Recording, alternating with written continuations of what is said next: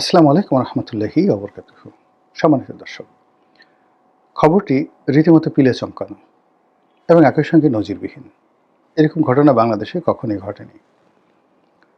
ভারত বাংলাদেশের সাথে যে কূটনৈতিক সম্পর্ক, সেই সম্পর্ক নানা সময় নানা টানাপোড়েনের মধ্যে পড়েছে। কিন্তু এই প্রথমবার দিল্লি যেভাবে বাংলাদেশে বসবাসরত ভারতীয় কূটনীতিবিদ তাদের পরিবারকে সরিয়ে নেওয়ার নির্দেশ তারা দিল, এই ঘটনা কখনো ঘটেনি। আপনারা সবাই জানেন যে ভারতের সঙ্গে বাংলাদেশের গত ১৭ মাসের সম্পর্ক ভালো যাচ্ছে না, খুবই খারাপ সম্পর্ক যাচ্ছে এবং সেই সম্পর্কের প্রেক্ষিতে এমন সব ঘটনা ঘটেছে যেটা ভারতীয় অর্থনীতি, বাংলাদেশের অর্থনীতি, ভারতের কূটনীতি, বাংলাদেশের কূটনীতি যথেষ্ট ঝুঁকি তৈরি করেছে এবং আমাদের রাজনীতিতেও রীতিমতো তোল পার করা ঘটনা ঘটে গেছে।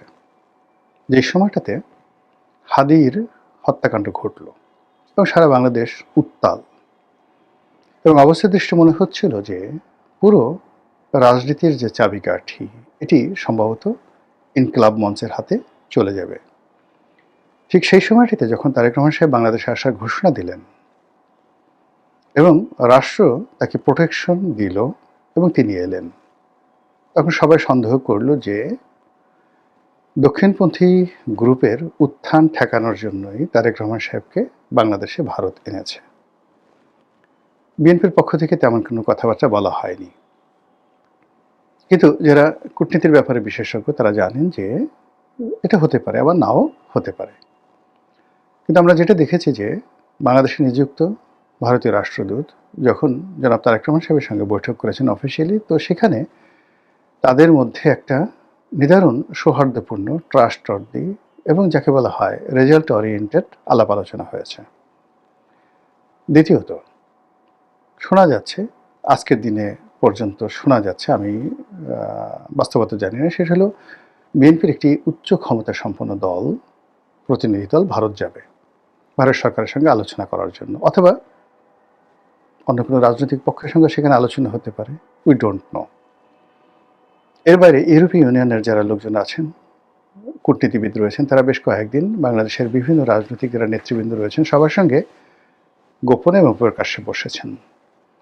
অনেকে তাদের অফিসে ডেকে নিয়েছেন, আবার অনেক রাজনৈতিক যারা নেতৃবৃন্দ রয়েছেন তাদের সঙ্গে তারা দেখা করেছেন এবং অনেক রাজনৈতিক দলের অফিসে তারা বৈঠক করেছেন। এর বাইরে সরকারের সঙ্গে তাদের বৈঠক হয়েছে, সরকারের কর্তা ব্যক্তিদের সঙ্গে বৈঠক হয়েছে, সেনাপ্রধানের সঙ্গে বৈঠক হয়েছে কিনা আমি বলতে পারবো না, হয়তো হয়েছে। এরপর এই যারা এই বৈঠকগুলো করেছেন তারা সদল বলে এখন দিল্লিতে যাচ্ছেন। তো দিল্লিতে গিয়ে তারা কি অজিত দোভালের সাথে বসবেন, নাকি ইউরোপীয় ইউনিয়নের যে সকল সদস্য রাষ্ট্রদের অফিস রয়েছে দিল্লিতে এবং তাদের সেই যে এস্টাবলিশমেন্টটি এটি বাংলাদেশের চেয়ে বড়, অর্থাৎ ইউরোপীয় ইউনিয়নের যে সকল অফিস রয়েছে, আমেরিকার যে অফিসগুলো রয়েছে, সব অফিসের রিজিওনাল হেডকোয়ার্টার দিল্লিতে। কাজেই বাংলাদেশে যিনি মার্কিন রাষ্ট্রদূত রয়েছেন বা অ্যাকশন এইডের অফিস রয়েছে, ইউএস এইডের অফিস রয়েছে, এগুলো সবগুলোর সেন্ট্রাল অফিস, এমনকি জাতিসংঘের যে আঞ্চলিক অফিসগুলো সব দিল্লিতে। তো সব মিলিয়ে এই সময়টিতে নির্বাচনের যেখানে খুব অল্প সময় আছে, হাইয়েস্ট 20 দিন সময় আছে, তো এই 20 দিন পূর্বে সবাই কেন দিল্লিমুখী হচ্ছেন এটা নিয়ে সন্দেহ বাড়ছে। কি সন্দেহ বাড়ছে সেগুলো নিয়ে কথা বলাটা দরকার নেই, আপনারা বুঝতে পারেন। আর অন্যদিকে যেটি হচ্ছে সেটি হলো ভারত এই সময়টিতে, আমরা বিভিন্ন সময়টিতে দেখেছি যে যখন কোনো সিকিউরিটি প্রবলেম হয়, তো সেই সিকিউরিটি প্রবলেমের সময়টিতে বিদেশি নাগরিকদের চলাচলে তাদের সংশ্লিষ্ট রাষ্ট্র সেখানে নিষেধ করে, সতর্কতা অবলম্বন করতে বলে বা বলে যে এই সময়টাতে ঘর থেকে বের হইও না। তো কিন্তু তাদের আত্মীয় স্বজনকে একেবারে বাংলাদেশ থেকে নিয়ে যাওয়ার মতো ঘটনা আমি দেখিনি, কবার ঘটেছে কিনা আমার জানা নেই। কিন্তু এই সময়টিতে সে ভারত যে কাজটি করলো এটি ভীষণ রকম নজিরবিহীন ঘটনা। এই ঘটনার পেছনে নানা রকম আপনার সাংকেতিক বিষয়াদি থাকতে পারে। আপনারা জানেন যে বেশ কয়েকবার ভারতীয় রাষ্ট্রদূতের কার্যালয়, ভারতীয় ভিসা সেন্টার, এখানে ঠিক লোকজন ছুটে যাওয়ার চেষ্টা করেছে, আক্রমণ হয়েছে বা হয়নি এটা বলবো না। ভারতীয় দূতাবাস ঘেরাও করার চেষ্টা করা হয়েছে। এটা ভারত সরকারের পক্ষ থেকে একটা থ্রেট।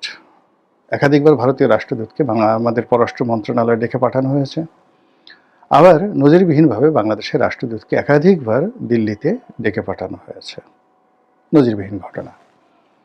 আমরা জানি যে বাংলাদেশে রয়ের একটা বিরাট পদচারণা রয়েছে এবং এই বাংলাদেশে ভারতের সেনাবাহিনী, ভারতের বিমান বাহিনী, ভারতের পুলিশ বাহিনী, ভারতের রাজনীতিবিদ, তারপর ভারতের গোয়েন্দা সংস্থাগুলো, তাদের একটা ওয়াইড রেঞ্জের কানেক্টিভিটি রয়েছে। ব্যক্তিগত পর্যায়ে সম্পর্ক রয়েছে অনেক রাজনীতিবিদ, আমলা কামলা, ব্যবসায়ী সবার সঙ্গে। আবার রাষ্ট্রীয় পর্যায়ে তাদের সম্পর্ক রয়েছে। আপনারা জানেন যে ডক্টর মোহাম্মদ ইউনূস সরকারের সঙ্গে ভারতের সম্পর্ক খুব খারাপ, কিন্তু তারপরেও ভারতীয় সেনাপ্রধানের সঙ্গে আমাদের সেনাপ্রধানের নিয়মিত যোগাযোগ হয়। ভারতের বিমান বাহিনী প্রধানের সঙ্গে বাংলাদেশ বিমান বাহিনী প্রধানের নিয়মিত যোগাযোগ হয়। নৌবাহিনীর প্রধানের সঙ্গে নিয়মিত যোগাযোগ হয়। পররাষ্ট্র মন্ত্রণালয়ের যে ডেস্কগুলো রয়েছে, ইন্ডিয়ান ডেস্কগুলো রয়েছে, সাউথ এশিয়ান ডেস্কগুলো রয়েছে, সেই ডেস্কের কর্তা ব্যক্তিদের সঙ্গে ভারতীয় কর্তা ব্যক্তিদের যোগাযোগ হয়। অজিত দোভালের সঙ্গে আমাদের নিরাপত্তা উপদেষ্টার যোগাযোগ হয়, ইত্যাদি অনেক কিছু। এই কাজগুলো তারা করে। ফলে এখানে ব্যক্তিগত যে বিষয়গুলো রয়েছে, কারোর সঙ্গে যদি ব্যক্তিগত নারাজি থাকে, সম্পর্ক খারাপ থাকে, সেই বিষয়গুলো ভিন্নতর বিষয়। কিন্তু ভারত গত 17 মাসে কিন্তু তার যোগাযোগটা তারা ঠিকই রক্ষা করে চলেছে এবং বাংলাদেশও করে চলেছে এবং এখনো পর্যন্ত ভারত আমাদের বড় ট্রেড পার্টনার। আমরা ভারত থেকেই চাল, ডাল, আটা, ময়দা, চিনি, তরকারি যা কিছু বলেন, এমনকি ওই যাকে বলে নেশা ঠেসা যা কিছু আছে সেগুলো ভারত থেকে আমদানি করা হয়। সীমান্ত চোরাচালান কিন্তু ওইভাবে বন্ধ হয়নি। তো সেই দিক থেকে ভারতে বাংলাদেশের বৃহত্তম রাজনৈতিক দল আওয়ামী লীগের সব নিউক্লিয়াসগুলো, কর্তা ব্যক্তিগুলো আছে, তারা ভারতে আশ্রয় নিয়ে আছেন।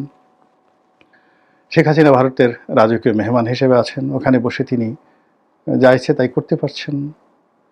এর বাইরে ভারত প্রকাশ্যে আওয়ামী লীগকে সমর্থন জানাচ্ছে, শেখ হাসিনাকে নিরাপত্তা দিচ্ছে এবং শেখ হাসিনা এবং আওয়ামী লীগকে বাংলাদেশে প্রতিষ্ঠা করার জন্য তারা সর্বোচ্চ চেষ্টা করছে। তো যেই কাজ সুদূর ওয়াশিংটন থেকে বসে লোক পাঠিয়ে বা তাদের নিজস্ব এজেন্ট যারা সিআইএ বাংলাদেশে করতে পেরেছে বলে বা করেছে বলে যে অভিযোগ আছে, সেই ডিপ স্টেট যেটা ইমরান খান বলেছিলেন ডোনাল্ড ট্রাম্পের মাধ্যমে, সেই কাজগুলো আমাদের জুলাই আগস্টে বা তারও আগের থেকে আমেরিকা করেছে।